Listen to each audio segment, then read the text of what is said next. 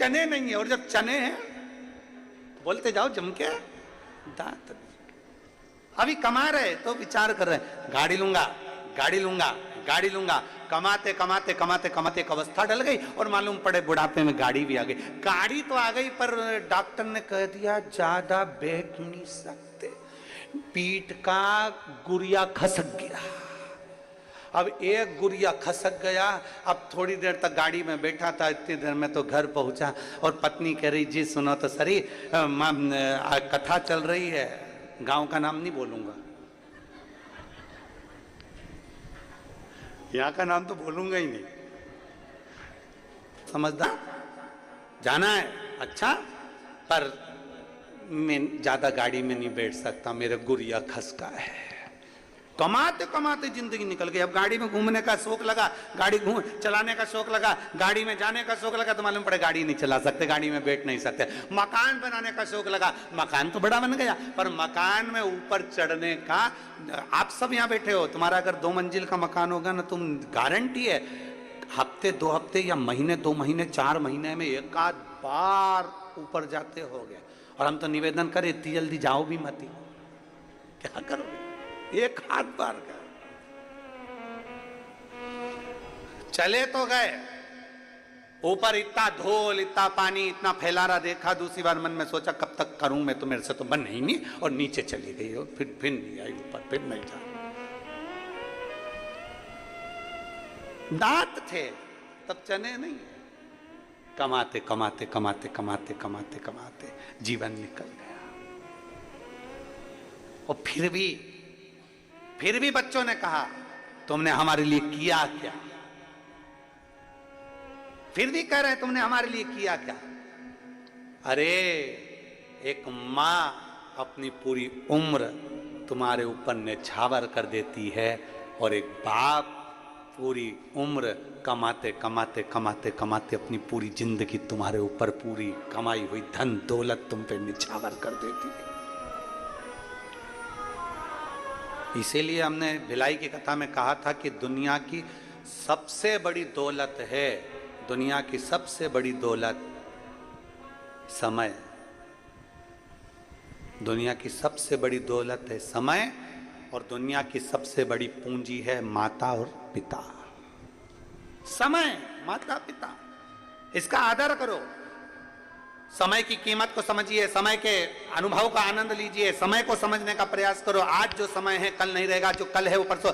सोना गया वापिस आ जाएगा, चांदी गई वापिस आ जाएगी, गाड़ी गई वापिस आ जाएगी, बंगला गया वापिस आ जाएगा, पर जो समय चले गया वो वापिस नहीं आ सकता। वो गया तो गया, फिर नहीं आने वाला। इसलिए समय की अनुकूलता समझिए कि हमारा बचपन है उसको भी हम श्रेष्ठता में जिए, हमारी जवानी है उसको भी हम श्रेष्ठता में जिए, हमारी अधेड़ी है उसको भी हम श्रेष्ठता में जिए, और हमारा बुढ़ापा है उसको भी हम श्रेष्ठता में जिए।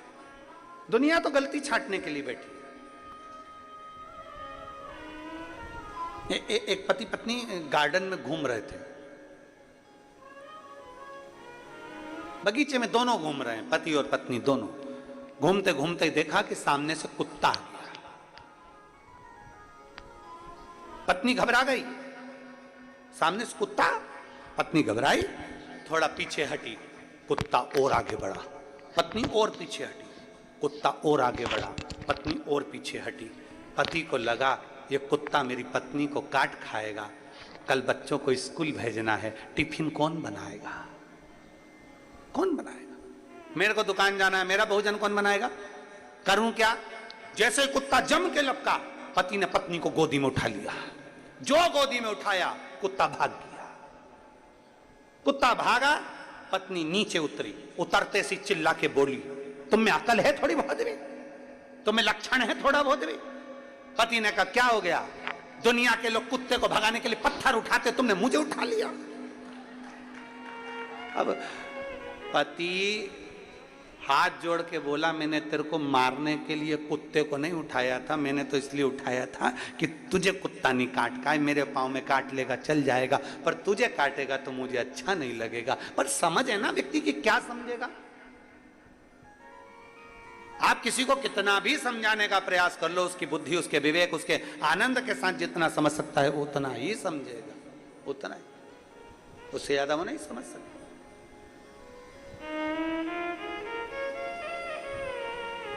बहुत बहुत कठिन है। महाराज, ज्ञानी को समझाया जा सकता है, समझा सकते, अज्ञानी को समझाया जा सकता है। ज्ञानी को समझाना सरल है, अज्ञानी को समझाना सरल है, पर अभिमानी को समझाना दुनिया का सबसे कठिन काम है। आप अभिमान वाले व्यक्ति को नहीं समझा सकते। जिसके अंदर अभिमान भरा हुआ, अहंकार भरा हुआ, मैं और मेरा। लंकाधिपति रावण को कितना समझाया मंदोदरी ने?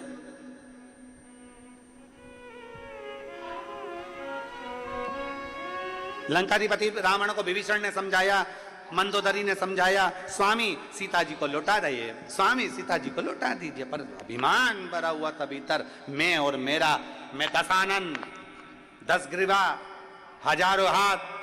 क्या समझती है मंदोदरी तू मुझको? मंदोदरी बार बार समझाती है, नाथ तुम भले 1000 हाथ हो तुम्हारे, भले तुम्हारे 10 मुख हो, पर एक स्त्री पर, स्त्री पर तुम्हारी जो दृष्टि पड़ी है ये पूरे कुल को डुबो देगी। कहते हैं पराया धन और पराई स्त्री पूरे जीवन को बर्बाद कर देती है, पूरे जीवन को बर्बाद कर देती है। पराया धन और पराई स्त्री पूरे जीवन को बर्बाद कर देती है। कितना सुंदर वर्णन आया है। एक संत, एक भगवान का भक्त निकल कर जा रहा था, उसके साथ उसकी पत्नी थी। बड़े प्रेमी जीव थे, भगवान के विरल भक्ति में रमने वाले। जा भगवान शंकर का गुणगान करते करते जा रहे हैं। नमः शिवाय, ओम नमः शिवाय, नमः शिवाय, ओम नमः शिवाय, नमः शिवाय, ओम नमः शिवाय, नमः शिवाय, ओम नमः शिवाय। चले जा। इनका नियम था, जंगल से लकड़ी लाते, लकड़ी को बेचते, बेचकर अपना यापन करते, लकड़ी बेचकर अपना जीवन यापन करते थे। अब आज दोनों पति पत्नी जैसे ही जाने लगे, पार्वती जी ने शिव जी से कहा, बाबा, ए भोले बाबा। शंकर जी बोले, हम गौरा बोलो क्या बात है?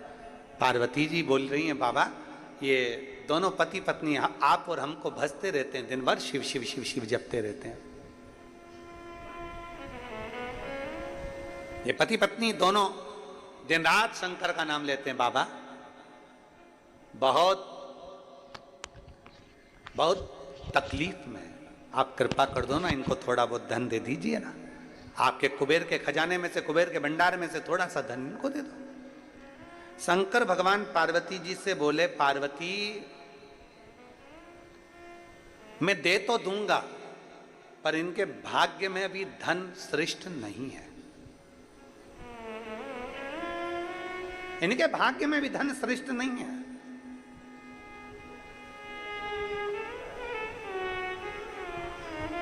जिसका जितनी किस्मत में होता है, जब भाग्य में होता है तब प्राप्त होता है। जरा विचार करिएगा, कथा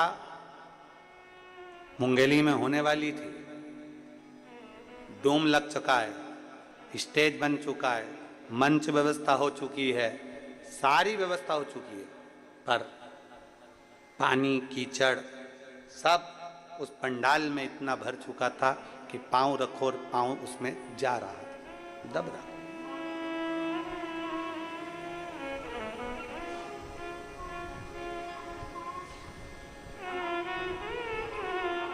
ऐसा नहीं है कि प्रशासन नहीं चाहता कि कार्यक्रम नहीं हो, अपने क्षेत्र में कार्यक्रम हो, ये तो प्रशासन भी चाहता है। क्षेत्र के चाहे कलेक्टर हो, एसपी हो, एसएसपी हो, कमिश्नर हो, आईजी हो, डीएसपी हो, एसडीएम हो, हर तहसीलदार हो, हर टीआई, सब चाहते हैं कि हमारे क्षेत्र में भी बाबा की कथा हो। ऐसा नहीं कि नहीं चाहते, पर उनका भी एक भाव होता है कि सुरक्षित हो, सुरक्षा पहले। क्योंकि देखा हुआ है अभी भिलाई में जो कथा हुई है, भिलाई में 3 बार पहले कथा हो चुकी है, पर आपने देखा होगा ये जो चौथी कथा भिलाई में हुई, जो 3 कथा हुई है, उन कथा से भी ज्यादा भीड़, ज्यादा भक्त भिलाई की इस कथा में पहुंच गए, और इतने भक्त पहुंचे कि पूरी रोडों पर चारों तरफ भक्त भरे हुए थे।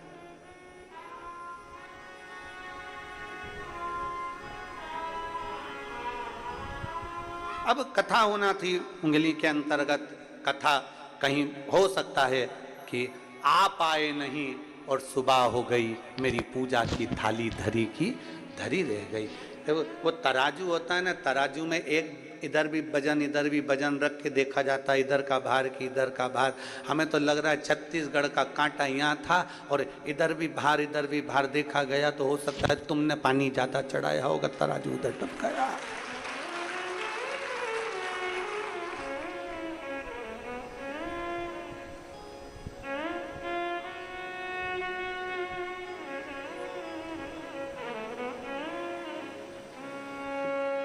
जैसे कथा यहाँ हो रही है वैसी की वैसी वहाँ पर भी प्रशासन ने उनसे कहा कि देखो आप चाहो तो एक कोई स्टेट में कोई अच्छा ग्राउंड मिल जाए, ऐसा छोटा सा कोई हॉल मिल जाए जिसके अंदर आप ऑनलाइन करा सकते। नहीं, हम कथा विशाल करा। पर तुम समझदार थे, तुम बड़े चतुर थे और तुम लोगों ने सोच लिया बिल्ली के भाग से छींटा टूटा है, मक्खन अपने ही भाग्य में आ जाए तो अच्छा। आगे सर ऐसा नहीं कि प्रशासन नहीं सोचता, कार्य के लिए सोचता है, पर सुरक्षित हो, सबकी रक्षा हो, सब श्रेष्ठता, सुरक्षा के साथ। इनकी किस्मत में नहीं है। भगवान शंकर कह रहे हैं पार्वती अगर मैं इसको सोना चांदी दे भी दूं, हीरे पन्ने दे दूं, पर इन दोनों पति पत्नी के भाग्य में नहीं। कैसे नहीं है प्रभु? बहुत साधारण है ये लोग, दे दो ना, थोड़ा सा धन दे दो ना। शंकर भगवान बोले ये दोनों पति पत्नी नहीं ले सकते, मुझे मेरा विश्वास कहता है शंकर की आराधना करने वाला, शंकर की उपासना करने वाला ये दूर रहता है, पर धन से भी दूर होगा और पर स्त्री से भी दूर होगा, नहीं ले सकते। पार्वती जी बोली मेरे को दो धन में क्या था। पार्वती जी ने एक लाल कपड़े में थोड़ा सा आभूषण, माणिक मोती, सोना चांदी, हीरा पन्ना बांधा और रास्ते में डाल दिया। जहां रास्ते से ये दोनों जा रहे थे, दोनों अलमस्त होकर नमः शिवाय, ओम नमः शिवाय, नमः शिवाय, ओम नमः शिवाय, नमः शिवाय, ओम नमः शिवाय बोलते बोलते जा रहे थे। इतने में पति की दृष्टि उस धन पर पड़ गई। पत्नी थोड़ी पीछे थी, पति की दृष्टि पड़ी धन पर। पति ने देखा किसी का सामान गिर गया है, सोना चांदी। पति ने देखा पीछे पत्नी आ रही है, उसने तुरंत वहीं से मिट्टी हटाई और उस पे धन पे डाल दी।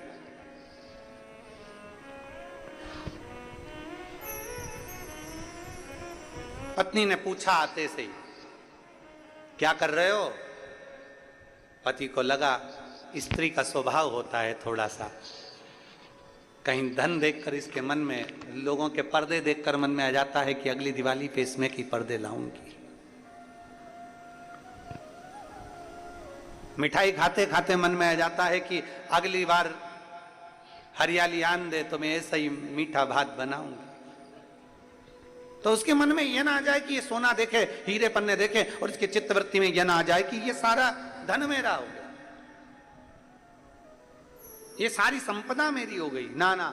पत्नी ने पूछा क्या कर रहे हो? पति बोले कुछ नहीं। स्त्री ने कहा मुझे मालूम है तुम क्या कर रहे हो। पत्नी बोली मुझे मालूम है तुम क्या कर रहे हो। पति ने पूछा क्या कर रहा हूं? पत्नी बोली मिट्टी को मिट्टी में दबा रहा। पति की आंख में से आंसू बह गए। मैं अपनी पत्नी को समझ नहीं पाया, वो जान गई थी ये सोना मिट्टी है, दूसरे की दौलत हमारे लिए धूल की तरह है, दूसरे का धन हमारे लिए धूल की तरह है, दूसरे की संपदा हमारे लिए धूल की तरह है, दूसरे का पड़ा हुआ पैसा हमारे लिए धूल की तरह है। दुनिया के लोग समझ नहीं पाते।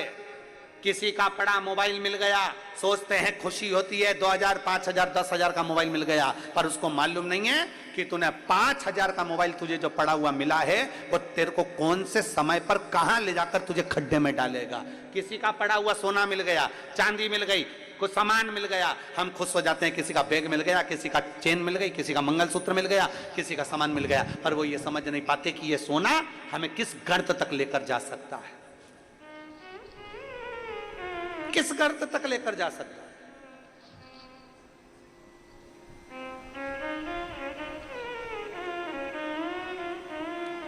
एक शनि की कथा आप लोगों ने सुनी होगी।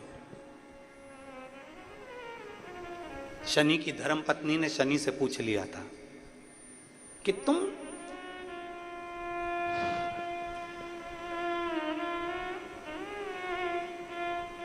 किसको बर्बाद करते हो? शनि कहते हैं बुरे कर्म वाले। और दूसरा, किसी का पड़ा हुआ वस्त्र, किसी का पड़ा हुआ धन, किसी की पड़ी हुई पादुका, किसी का पड़ा हुआ छाता मिल गया और वो लेकर चले गया, बाद में एक दिन उसको पछताना पड़ता।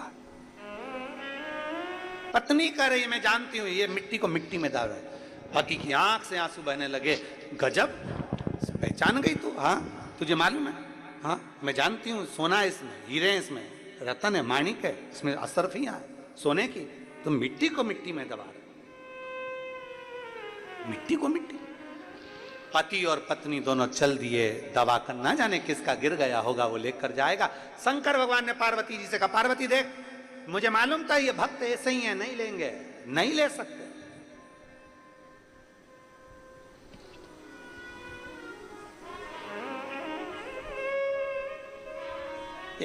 दो व्यक्ति होते हैं, एक का सामान चोरी चले गया और दूसरा होता है जिसने चोरी कर लिया। जिसका सामान चले गया वो 6 महीने में, 8 महीने में, 1 साल में वो वापिस चेन बनवा लेता है, वापिस मंगलसूत्र बनवा लेता है, भगवान इतना उसको दे देता है।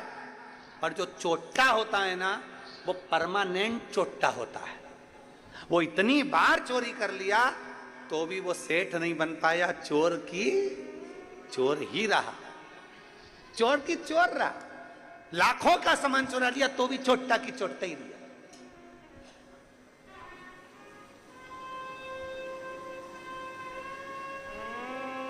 इसलिए मत बुरे कर्म कर बंदे, वरना पछताएगा। भगवान की आंखों से तू बच नहीं पाएगा, तू बच नहीं पाएगा। अरे ओ अज्ञानी मत करना। पति ने आंख में आंसू भरकर कहा, तू पहचान गई? धर्म पत्नी चली। शंकर भगवान पार्वती जी से बोले, मैंने बोला था ये दोनों नहीं लेंगे, नहीं लिया। पड़ा है सोना, पड़ा कि पड़ा है। आगे चले, शंकर पार्वती के भक्त दोनों आगे बढ़े, आगे बढ़े। जलवृष्टि होने लगी, पानी गिरने लगा। पानी इतना गिरा कि लकड़ी पूरी गीली हो गई। लकड़ी गीली हो गई तो वो लकड़ी का बंडल लाए नहीं तो बिका नहीं, बिका नहीं तो भोजन मिला नहीं। लकड़ी का गट्ठा पड़ा, उठा नहीं सकते, गीला हो गया, बिका नहीं है। बिका नहीं तो पैसा मिला नहीं, पैसा नहीं मिला, भूखे हैं दोनों। आज पत्नी पति से बोली, आज शादी को 40 साल हो गए, पर 40 साल में आज पहली बार आप और हम दोनों भूखे सो रहे हैं, भूखे हैं।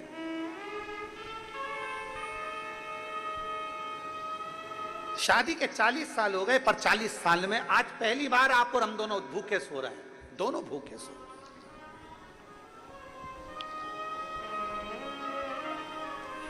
पति ने कहा, समझ में नहीं आ रहा ऐसा क्यों हुआ। पत्नी कहती है, मैं जानती हूं कि आज हम 40 साल में पहली बार भूखे क्यों सो रहे हैं। पत्नी कहती है, मैं जानती हूं 40 साल में आज पहली बार हम भूखे क्यों सो रहे हैं। पति ने पूछा, क्यों? पत्नी कहती है, दूसरे के पड़े हुए धन को हमने छू लिया था, इसलिए आज हमें भूखा सोना पड़ रहा। दूसरे के पड़े हुए धन को मात्र हमने छुआ था, इसलिए हमें भूखा सोना पड़ रहा है।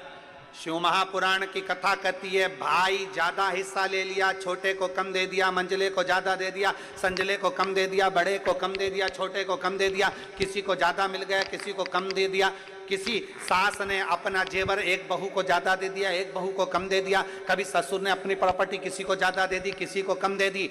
इसमें आप दुखी मत होना, आपको दुख होने की जरूरत नहीं है, आपको तकलीफ में भोगने की जरूरत नहीं है।